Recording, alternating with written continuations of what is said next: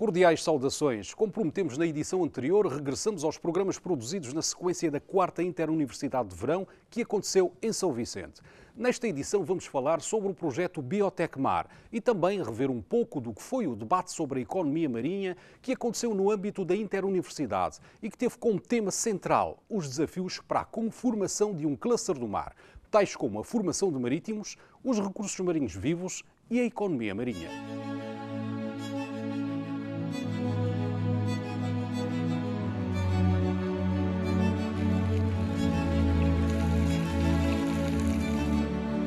A constituição de uma base científica nacional ligada ao mar passa necessariamente pelo desenvolvimento de uma cooperação com universidades e institutos de investigação estrangeiros, através do qual Cabo Verde enriquece e fortalece a sua capacidade endógena de investigação.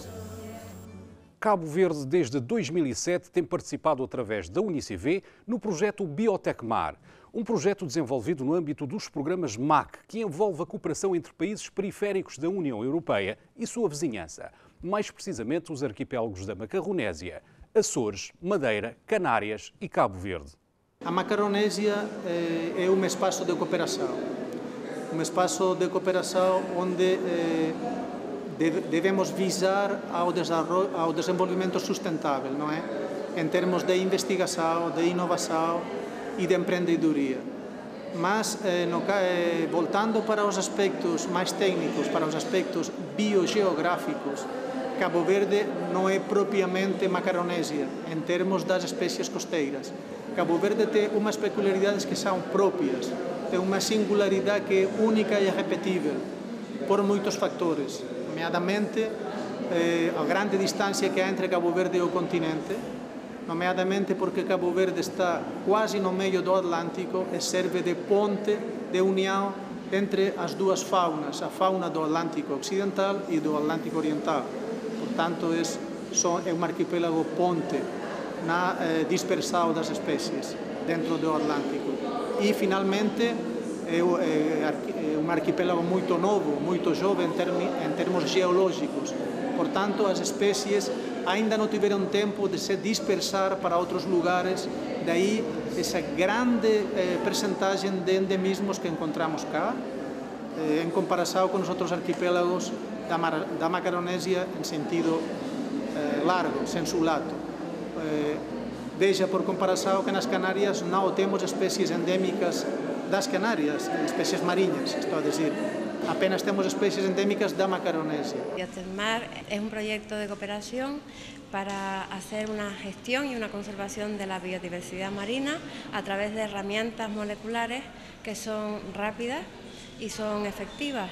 Una respuesta ya sea para las empresas o para la administración, de los resultados de los trabajos.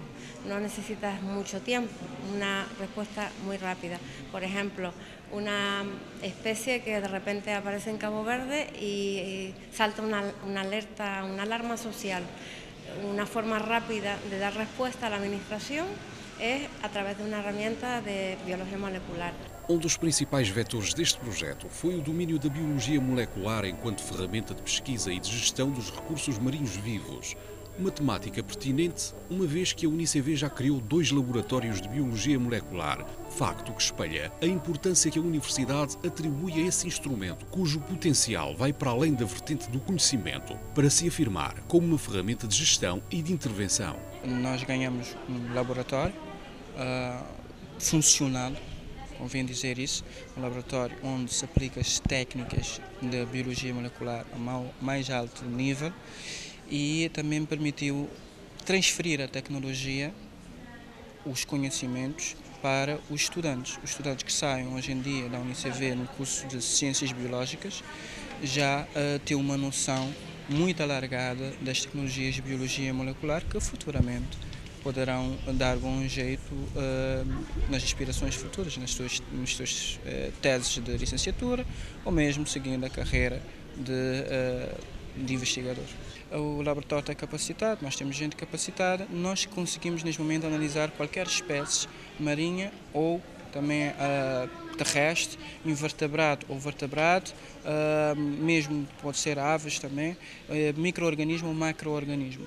Nós conseguimos fazer essa análise muito fácil aqui em Cabo Verde, basta que tenhamos em mãos os reagentes necessários. Vários investigadores desse certame falaram da aplicação desta ciência na gestão da biodiversidade marinha de Cabo Verde, inclusivamente na rastreabilidade dos produtos de origem pesqueira.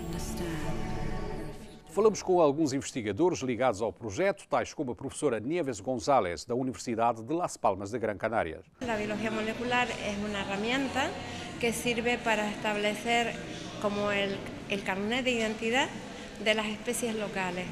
Por lo tanto, de esa forma estás preservando un patrimonio genético. También puedes realizar lo que se llama un banco de ADN, es decir, de cada una de las especies puedes extraer su ADN y tenerlo preservado de tal forma que para hacer estudios de conservación de las especies, cuando tú quieres introducir una especie que está sobreexplotada y quieres traer otro elemento igual de otra parte del mundo hacia Cabo Verde, la información que te está dando el ADN, la secuencia de ese ADN que tú tienes preservado, te va a decir cuál es la que está más indicada para que tú traigas y no contamine el patrimonio genético que tú tienes en tu país. Então é extremamente importante conhecer, não é, se as populações que existem, por exemplo, aqui no arquipélago de Cabo Verde, são intercruzantes e, por conseguinte, as características que nós vamos encontrar em termos de reprodução, em termos de crescimento, essas características serão idênticas ou não, seja aqui em Santo Antão, em São Vicente ou noutras ilhas. Se forem similares, pois se podem adotar medidas similares, mas se forem diferentes, as medidas terão que ser diferentes. Então é extremamente importante e a biologia molecular permite, não é, dar essa garantia de dizer se de facto essas populações são únicas ou possam ser estruturadas em mais subpopulações ou mais estoques. Por otra parte, me gustaría hacer también un énfasis en la herramienta como trazabilidad sobre todo para productos de conservas, para transformados o para productos que estén llegando al país o que salgan de tu país, de Cabo Verde hacia afuera. Esta herramienta te da certeza de que lo que tú estás sacando fuera del país, envasado, transformado, es como tener una garantía, una marca de calidad genética de que yo estoy sacando fuera esta especie enlatada. O al revés, si te traen de fuera del país una carne que tú no sabes o que te dicen que es carne de cabra y tú puedes determinar si realmente es carne de cabra o hay un fraude y te están dando carne de cordero, por ejemplo.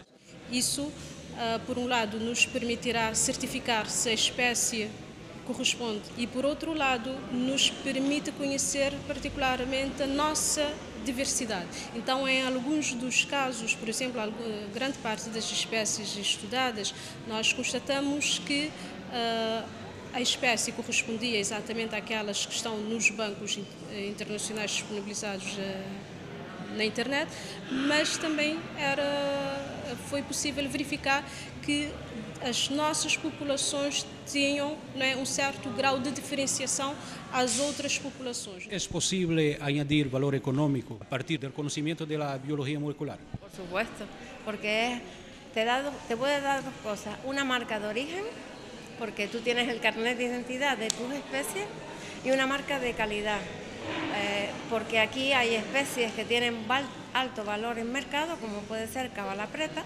Cabala preta es una especie que envasas en lata y tiene mucha mayor calidad que otra caballa. De hecho, en Europa se vende como caballa del sur, pero pueden enlatar una caballa que no sea de Capteros Macaleros, que es la de Cabo Verde. Tú podrías envasar en Cabo Verde marca de delicatessen a más valor, con registro de calidad. con registro de calidad de las especies de Cabo Verde. Isto é extremamente importante também em termos de gestão de costeira e em termos de promoção do nosso produto de origem. Por exemplo, se pode dizer em determinado lugar se está vendendo a cavala de Cabo Verde e, digamos, e se pode confirmar, não é, tendo esse código de barra, o barcoding, se poderá confirmar se de facto essa espécie é de Cabo Verde. Esse instrumento também será extremamente importante, por exemplo, na fiscalização da pesca. Por exemplo, ainda há poucos dias, esta semana, estava-se falando, por exemplo, de espécies de tubarões desembarcadas, pois se poderá analisar espécies nossas de tubarões aqui e depois, em eventuais casos de dúvidas, confirmar se o desembarque corresponde a espécies capturadas aqui em Cabo Verde ou não.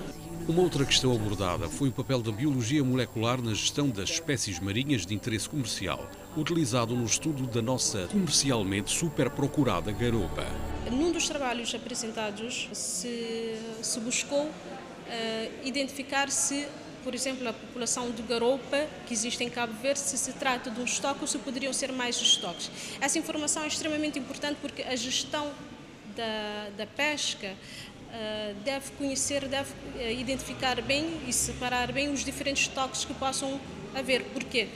Porque as medidas de gestão poderão ser, imagina, por exemplo, uma determinada população tende, por exemplo, imagina que no sul do país as populações, os seus tamanhos tendem a ser mais pequenos, terão outras características diferenciadas às populações do norte. Quando se aplica uma medida de gestão generalizada, por exemplo, tamanho limite de pesca, pois esse tamanho limite não pode ser aplicado igualmente para uma população do norte e outra população do sul, sabendo que essas populações têm características morfológicas diferentes, não é? O que poderão ter também alcançar tamanhos diferentes, ou que poderão reproduzir em alturas diferentes. Já agora explique-nos um pouco como é que está o estoque de garopa em Cabo Verde. Bom, pelas análises que eu fiz, não podemos inferir uma estrutura, porque não analisamos todas as ilhas. Então, para dizer quantos estoques de garopa temos em Cabo Verde, ou se Cabo Verde representa uma unidade privada em toda a Macaronésia ou em relação às outras áreas de distribuição da espécie, temos que analisar as outras ilhas no qual não foi possível fazer as amostragens. Estaremos em condições de fazer isso sem problemas no caso conseguirmos abordar todas as populações? Bom, se no caso conseguirmos as amostragens nas outras ilhas, eu acho que mesmo o projeto no qual eu fiz o trabalho, eu acho que também estão interessados em conhecer a real estrutura da espécie na região. No âmbito dessas jornadas de apresentação dos resultados da Biotecmar, foi apresentado um livro interessante intitulado Espécies Marinhas de Cabo Verde. Um livro pedagógico e belo, dirigido ao grande público. O livro praticamente contém uma espécie para cada dia do ano, porque tem perto de 365 espécies, mas gostaria de acrescentar que, assim como no caso das Canárias ou da Madeira, há muitos séculos de investigação para conhecer exatamente qual é a lista das espécies marinhas, litorais e profundas. Aqui estamos começando a conhecer a verdadeira importância, a extensão destas listas de espécies presentes. Pensem que a lista das espécies de peixes litorais foi publicada no 2012, portanto, ainda vai ser um produto inicial que tem que ser alargado, melhorado e tem que ter continuidade. Podemos dizer que, junto com as Canárias, Cabo Verde é um ponto quente de biodiversidade, o mais importante do Atlântico Oriental, em termos de número de espécies, portanto, de variedade de biodiversidade, mas também em termos de espécies únicas, exclusivas, que apenas existem em Cabo Verde. O livro também vai ser uma ferramenta muito útil para alavancar o turismo, porque é um produto inovador, foi feito em 6 línguas, para dar apoio, ajudar todas as atividades em relação com a natureza, com o mar, atividades de mergulho, de observação das espécies, e vai dar ajuda também ao sector da restauração, porque muitas destas espécies, obviamente, são recursos marinhos e são utilizadas pela gastronomia local. Mergulhadores já solicitaram um livro, infelizmente o livro ainda não está à venda, e porque são fundos europeus não se pode vender o livro assim, tem de ter uma autorização, mas é um livro que permite também a divulgação do que é que nós temos, tanto para fins pesqueiros, ornamentais e também para fotografia. Um outro produto deste projeto é a divulgação educativa, tendo em conta que a proteção da biodiversidade e o almejado desenvolvimento da economia marítima implicam a sensibilização e a mobilização de cidadãos, sobretudo jovens estudantes, para a problemática do mar. Há pelo menos uma exposição itinerante, um vídeo e um póster. Essa divulgação está sendo feita através de painéis, de pósteres, que serão disponibilizados para as escolas secundárias particularmente, mas também podendo ser também para o ensino básico, para que os estudantes nesses diferentes níveis possam também conhecer as espécies marinhas existentes em Cabo Verde. Essa informação também catalogada também está disponível já na página web do projeto Biotecmar, podendo ser acessado por qualquer pessoa que tenha interesse em conhecer um pouco mais da nossa biodiversidade. Agora, em termos de conhecimento produzido, pois aí nós avançamos particularmente a nível da biologia molecular. Então foram feitos alguns trabalhos, nomeadamente dois trabalhos sobre rastreabilidade dos produtos de conserva, em que os produtos de conserva de duas conserveiras aqui em Cabo Verde foram analisados o seu conteúdo e comparadas com as espécies inscritas na lata, para verificar se de facto correspondiam a essas mesmas, se essas informações estavam corretas. E com isso se desenvolveu um protocolo em que, em caso de qualquer dúvida, por exemplo, para a administração ligada à inspeção económica, se será possível sempre provar se o conteúdo da lata corresponde à espécie que está inscrita. Nessa etapa, fazemos a codificação do produto. Toda essa informação vai permitir-nos seguir o histórico desse produto, através do processo que chamamos de traçabilidade. Atribuímos o código do produto e a validade desse produto. Essa informação vai na embalagem externa e na embalagem interna. Qualquer reclamação, qualquer problema que houver com esse produto, é só informar-nos. Essa informação vamos seguir e tentar identificar aonde poderia ser a provável origem do problema. Falaremos ainda neste programa sobre a economia do mar, tema debatido no âmbito da 4ª edição da Interuniversidade de Verão, que abordou os caminhos do conhecimento do mar. O aspecto económico ligado ao mar tem sido pouco explorado pelos nossos operadores económicos, o que tem resultado numa deficiente produção de riqueza a nível do setor.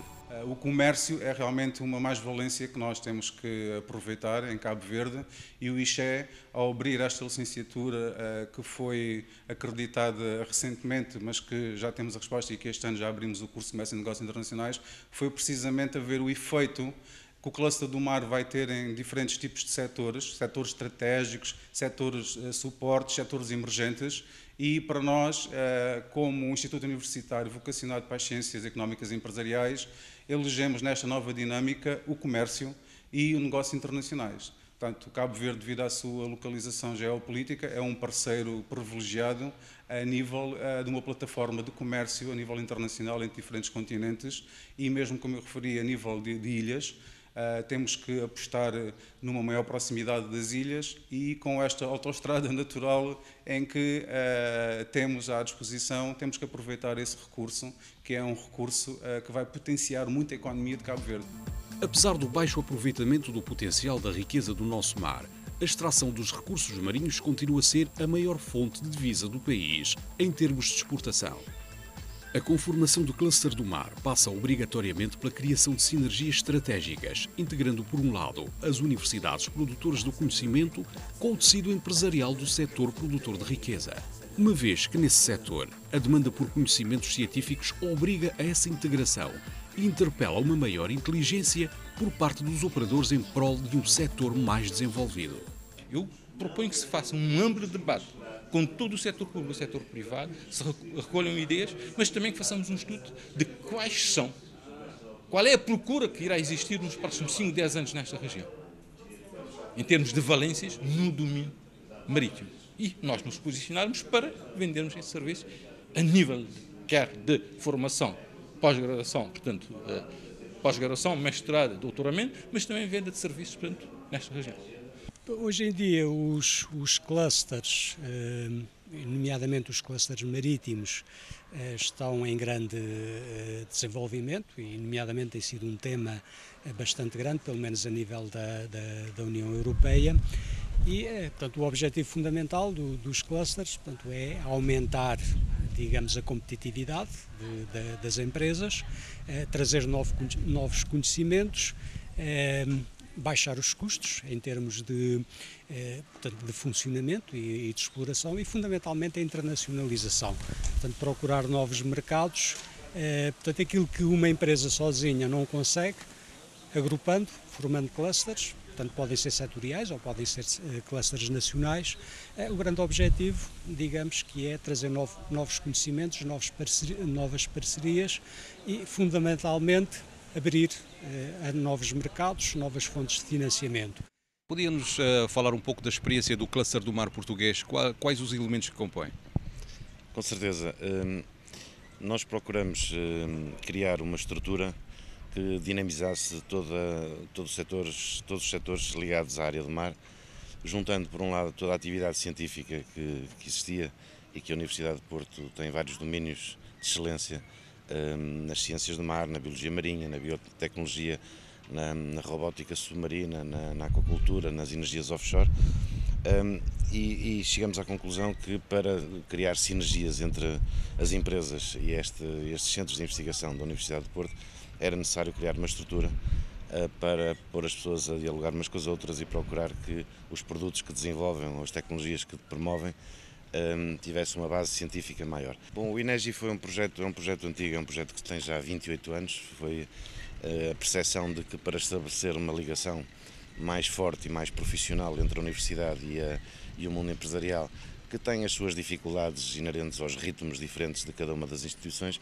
nós entendemos, e não inventamos nada, copiamos alguns modelos europeus, na Noruega e na Alemanha, criamos um instituto de interface que permitisse fazer uma ligação mais fácil e mais profissional entre a universidade e o tecido empresarial.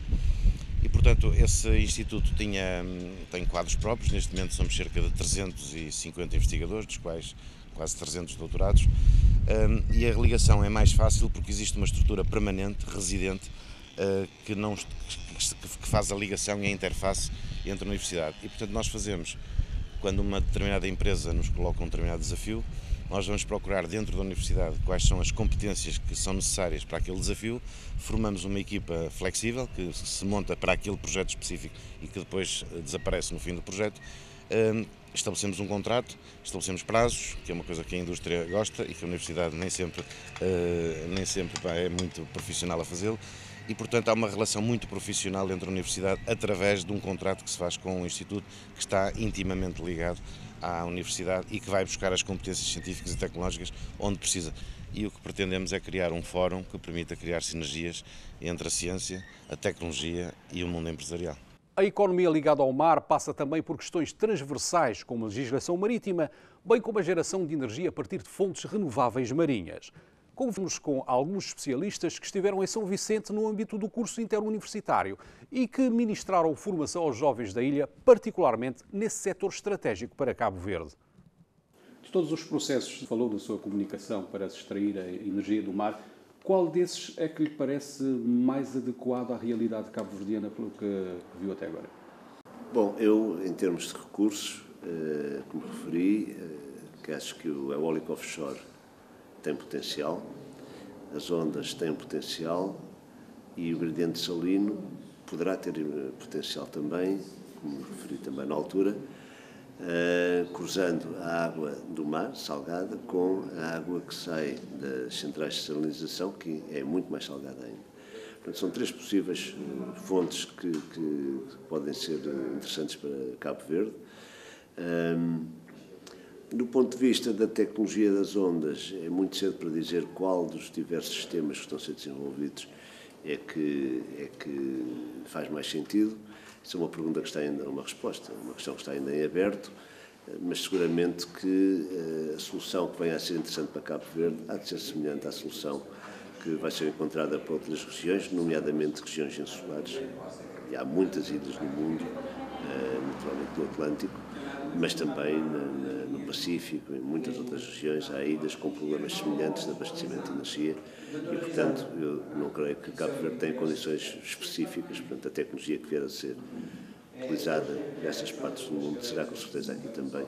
E, como digo, acho que o país tem que estar preparado para, quando essa tecnologia estiver disponível e quando o país tiver necessidade dessas fontes energéticas complementares, e eu creio que Cabo Verde tem potencial para ser um grande consumidor de energia, sobretudo por causa de questões de clima, de conforto, portanto, de ar-condicionado, mas sobretudo por causa da necessidade de água salinizada, não só para o consumo, mas para a agricultura. Cabo Verde, tanto quanto eu tenho presente, tem um nível de desenvolvimento agrícola relativamente pequeno, por questões, essencialmente, de falta de água. Portanto, se nós conseguirmos arranjar energia barata e em quantidade suficiente, obviamente que isso vai trazer uma oportunidade muito grande para a agricultura no país e é seguramente, potencialmente, uma das fontes principais de consumo de energia há de ser a dessalinização. Utilizando a água do mar, energia solar, energia eólica, podemos dessalinizar a água e termos água para o consumo doméstico, para a agricultura, inclusive já é feito, e em condições de viabilidade técnica, económica e financeira. Noutras paragens já começa a ser feito aqui, inclusive já há projetos de dessalinização de água do mar, recorrendo à energia das ondas, e penso que somente este exemplo nos leva a acreditar que do mar podemos tirar muito e muito mais do que aquilo que já tiramos. As energias renováveis são intermitentes e, portanto, do ponto de vista da produção de energia elétrica, elas têm essa desvantagem, porque é necessário produzir a energia que os consumidores pedem. Mas no caso das centrais de salinização, isso não é crítico, porque tem que se produzir energia, água potável, mas ela é facilmente armazenável, contrariamente à energia elétrica. Não é? Portanto, a dessalinização é claramente uma aplicação em que a intermitência das energias renováveis não parece que seja um problema maior.